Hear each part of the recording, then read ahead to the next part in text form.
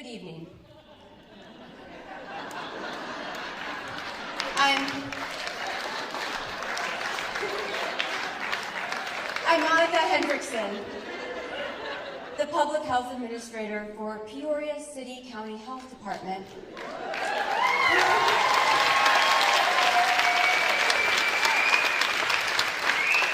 And welcome to tonight's special briefing.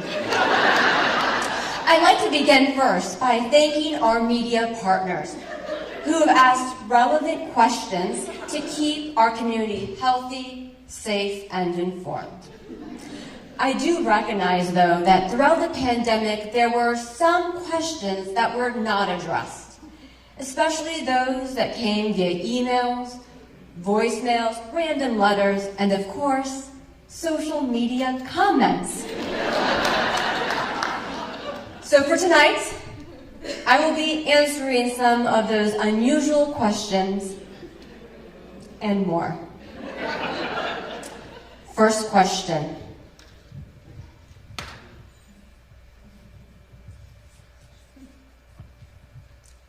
Do you love ruining people's lives? Great question. Short answer is no. This is a challenge to answer, not because deep down I question, maybe I do love ruining people's lives. But this is not why I started in public health. I started this profession, this life calling, with a belief system that I could make a community and the people within it healthier. The other layer that makes this question hurt is it's not from a stranger. It is from peers, community partners, residents who 1 minute are applauding us and the work we do keeping our community healthy, and the next minute calling this crimes against humanity. And these are not cruel individuals. They understand that we need to keep our community safe, as long as it doesn't impact them. Oh, and to that one family that didn't understand why their child, who tested positive, could not go to band practice, thank you.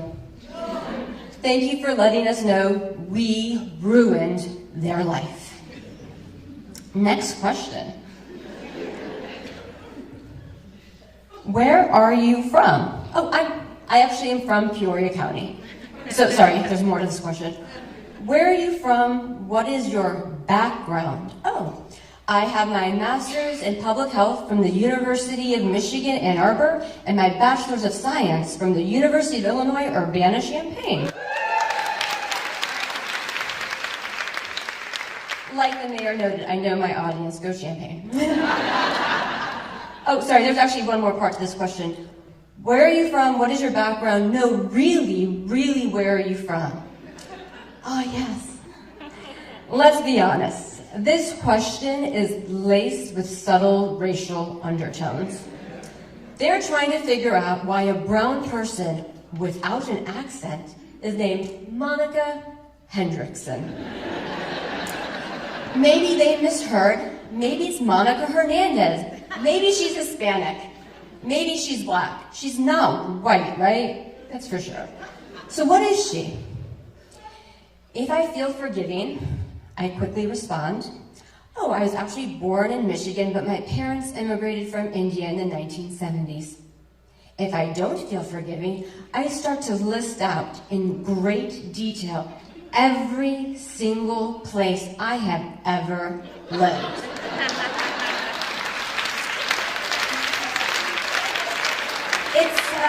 It's also similar to the question if I've eaten at that one Indian restaurant and if it's authentic or not.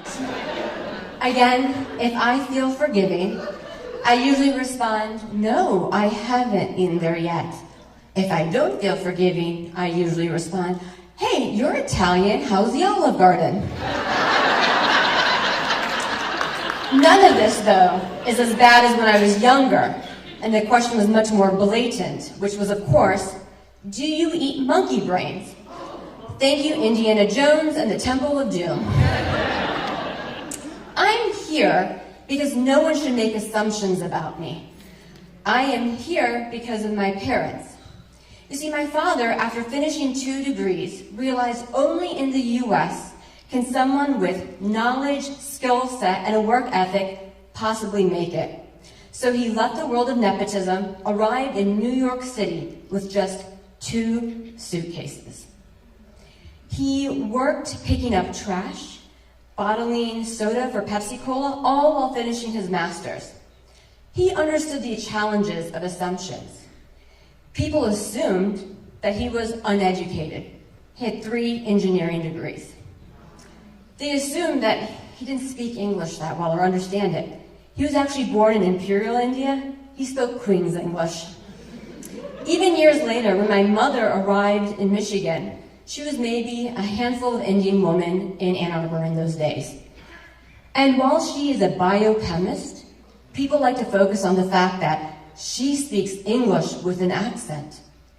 Of course she does. It's one of 4 languages she is fluent in. My parents raised my sister and I with a belief system that no one should make assumptions about you, and likewise, you should not make assumptions about others, but rather you work hard.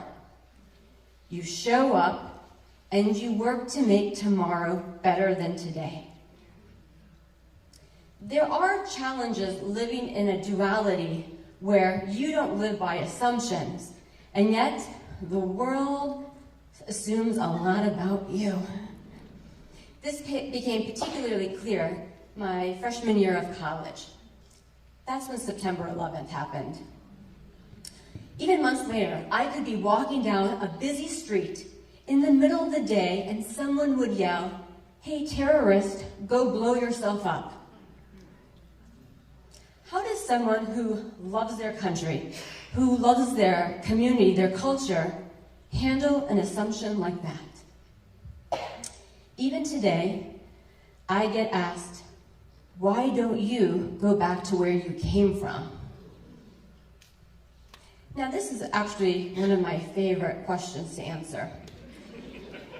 It's usually yelled at me by an angry white adult male. So I like to also respond by yelling back, why don't you go back to where you came from, up your mother's uterus?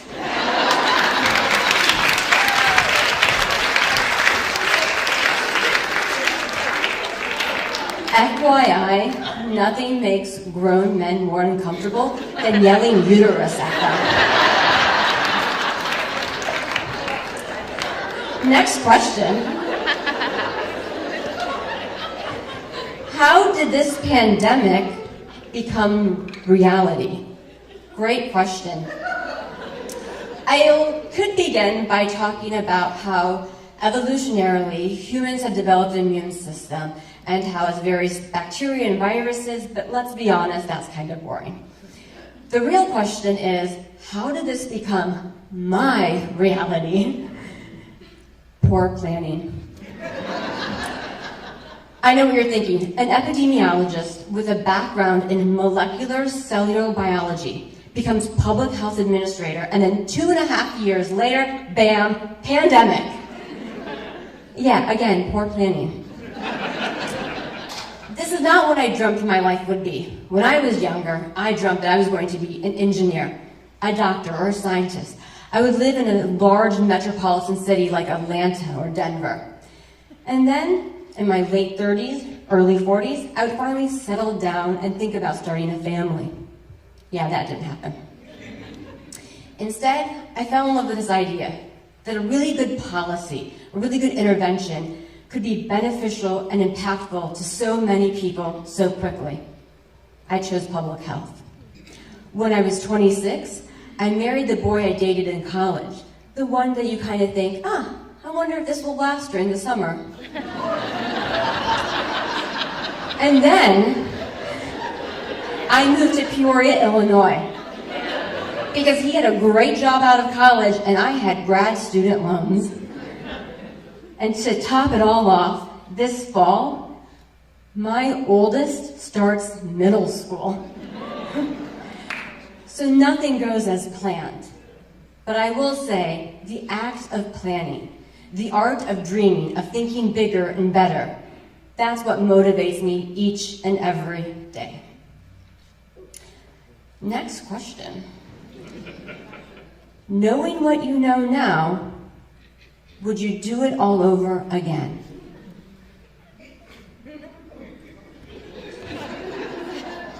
I don't know. I do know that each night I went to bed believing that I made the best decision with the information I had then and there.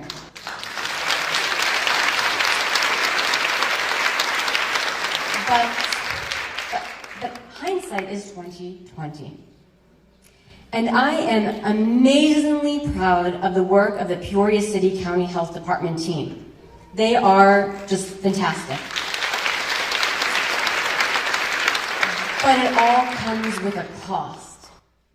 We were threatened. We received harassing letters and voicemails. My house was actually vandalized once. And also, I made sure that I read the name of the individual, not the statistic, but the individual that lost their life to COVID-19. I listened to families as they tried to figure out what they did or didn't do. I spoke to hundreds of community partners and concerned and scared citizens trying to navigate what was their next step. It is emotionally and physically damaging. But the biggest cost is the cost of not seeing my family for 2 years. You see, many of you know me through my professional life in this response. But I also personally went through this pandemic as well. I have a young family. I have parents. I have grandparents. I have loved ones that I have continuously been worried about. Our home during the shutdown turned into a school just like everyone else's. But when people returned back online, I was still working in the role I was working. So my husband converted our house into an office in which he worked full-time. He was a teacher, an activities coordinator, a chef, a laundry attendant, a custodian, a chauffeur, and let's be honest, a therapist.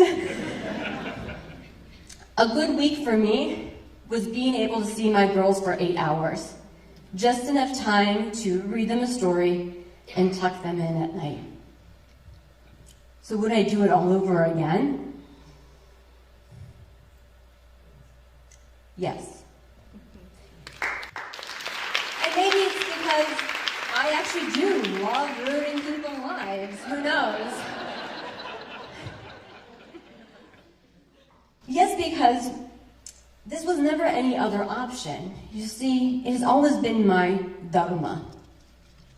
In Hinduism, we are taught that Dharma is your cosmic existence, your divine purpose.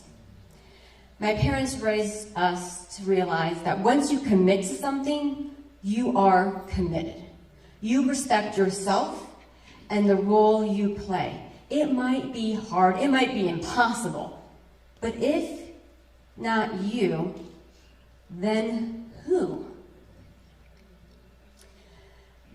So when people tell me they appreciate the work I have done, and they thank me and our agency, as well as when I see young adults and children, especially those of immigrant families, applaud me and say it's great to see representation in their local leadership, I am extremely humbled and also concerned that I have imposter syndrome for maybe having imposter syndrome.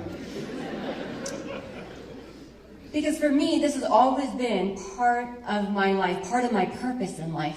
It's always been my Dharma. So would I do it over again? Yes, I would. I think we have time for one last question.